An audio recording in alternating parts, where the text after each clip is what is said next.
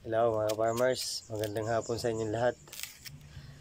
Ako'y nagluluto ng merienda. Yung pinakro sa Tagalog, pinakro. Alam niyo yung pinakro? Yung may gata, tapos may kaunting asin, tapos may bitsin. Yun ang pinakro sa amin. Ayawan ko lang kung anong tawag dun sa inyo.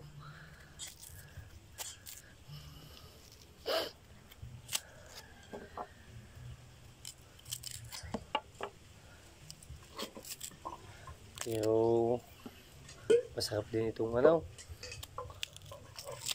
barakyaw. Barakyaw. At saka binagkat. Masarap din ang merienda.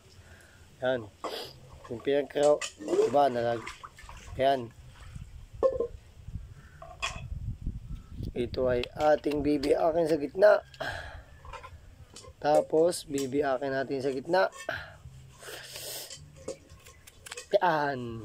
Ganto ang paggawa ng pinagkraw at ganto yung putol ng pagpapakraw. Yan. Ganyan mga kaparmers. Ay di alam nyo na. Tapos may dalawang kabuong niyog mga kaparmers. Medyo matagal na rin gawin. At ikay maggagata pa, magbabalat pa, maggagayat pa ng rekado. Pero ayos lang. At si kaparmers na may sanay magluto. At saka ako'y masipag magluto.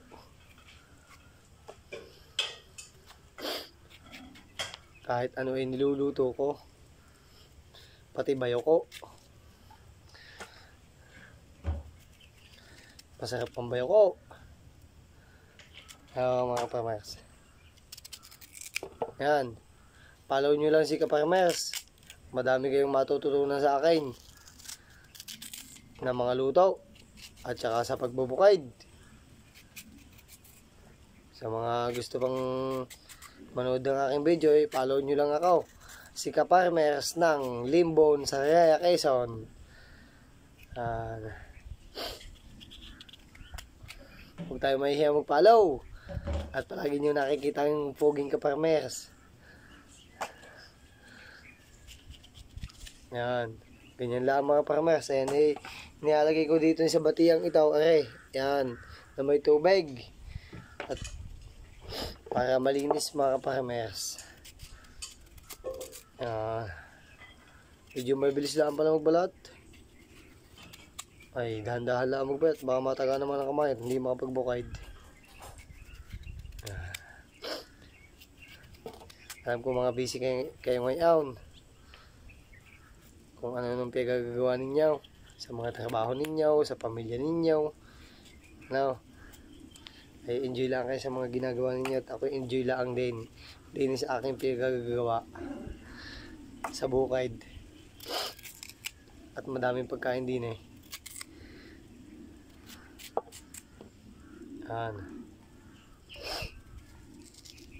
masarap sarang matulog kasi ako hindi makatulog hapon na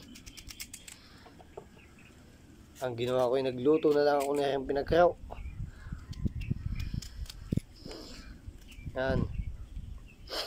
Ay di ako mamaya ay may merienda na sa bukid. Kapag ay naluto ko, ay di husay na. Kasama na ang gabihan, ang merienda. Ay pag gabihan ay kasama ang gabihan ay talagang baka mag-ipot na si kaparmers pagkasama ang gabihan.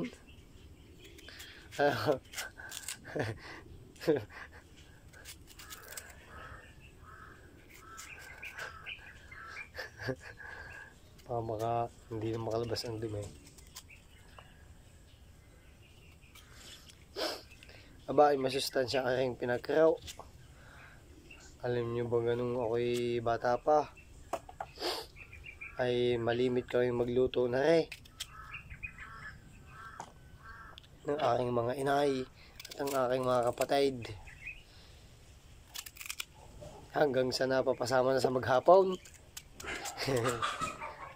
Ay husay baga naman. Biyaheng manok na dito pa puputak ng puputak. Shh! Alam na ako nagbibideo eh. Putak ng putak din eh, kaingay. Yan, ganyan lang kasimple mga farmers. Yan.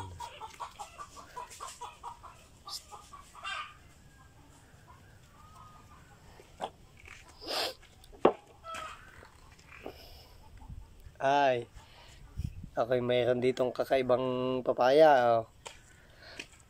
Medyo hilaw na hinog. Ayan, kain muna tayo. Talagang maya maya pa itong pinagkaroon na ito. Tamis!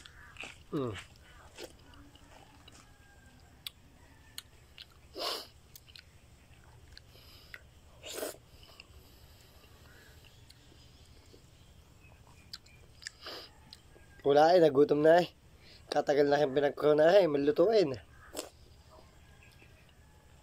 Inabot na ng gutom.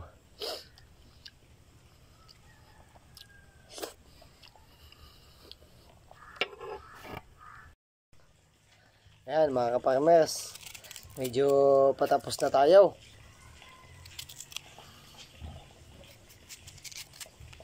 Medyo iilan na yung ating babaltan mga kaparmers. Makakakita na kayo ng pinakro ng sariaya. Simple lang si kaparmers, kaya simple lang din ang pinakro na ito. Yan, ito yung hugasan ko pa pagkalinis ko, ito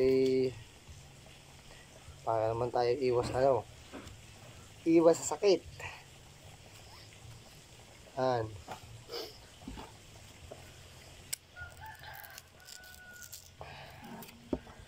Farmers. Ay pag naluto ay ipapamahagi ko sa aking mga mahal na kapitbahay mga kaparmers. Para naman makatikim sila ng aking luto mga kaparmers. Yung katulad ng aking mga kapatid. Bibigyan ko sila. Dahil sila ay hindi na rin nakakapagluto na rin sa tagal ng panahon. Ay kahit ako ay ngayon lang uli ako magluluto na rin. Simula nung ako'y high school pa lang ay ngayon lang ulit ako magluluto mga kaparmers. Ayan. Yung pinakro ng sariaya. Ang pinakro dito mga kaparmers ay walang asukal. Ang nilalagay dito, asin, bitsin, paminta. Kung gustong may paminta, yun lang ang nilalagay mga kaparmers. Tapos gata na, okay na, husay na. Wala nang maraming paligoy-ligoy. Yun lang ang mga kaparmers ang rekado na rin.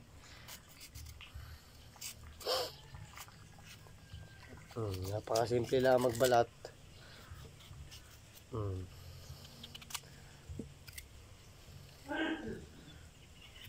Oops. Very simple.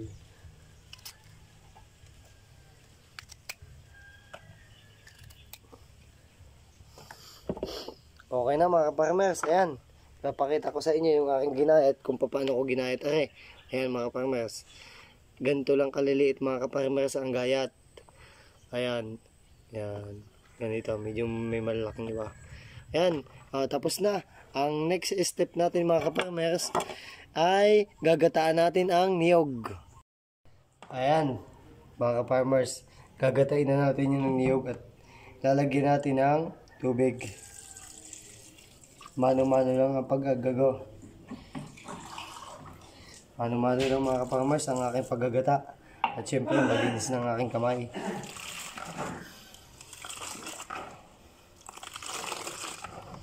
Dapat palabasin natin ang todo ang gata.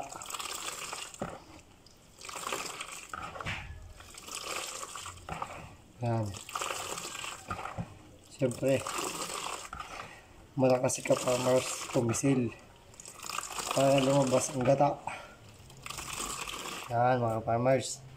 At sunod na gagawin natin, ayan mga farmers, tayo naman ay magagayat ng sibuyas. Yan. Sibuyas lang ilalagay natin mga farmers, katalo na yan. Okay na. Igisa na natin ito mga farmers. Ayan, yung susunod na step mga farmers, ilalagay muna natin ang mga saging. Ayan, ipon-ipunin muna natin sa kawali.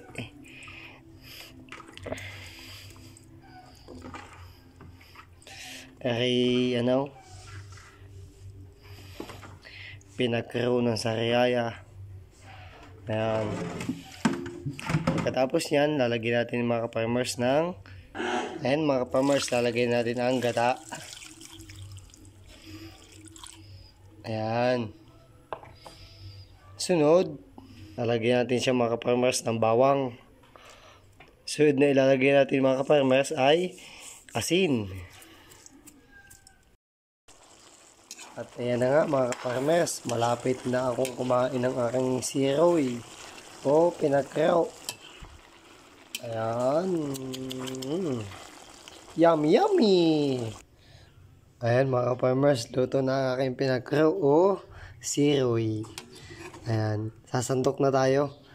Titikman natin yung luto ni ka-farmers.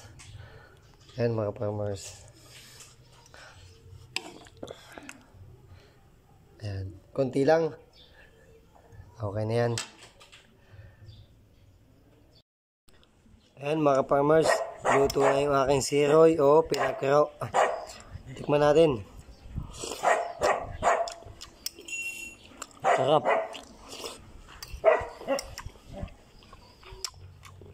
Pag may tiyaga, may kakainin.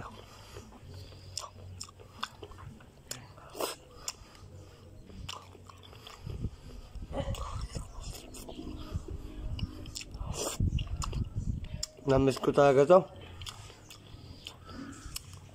Sa sobrang kabisihan, ngayon na ako nakapagluto nito mga farmers.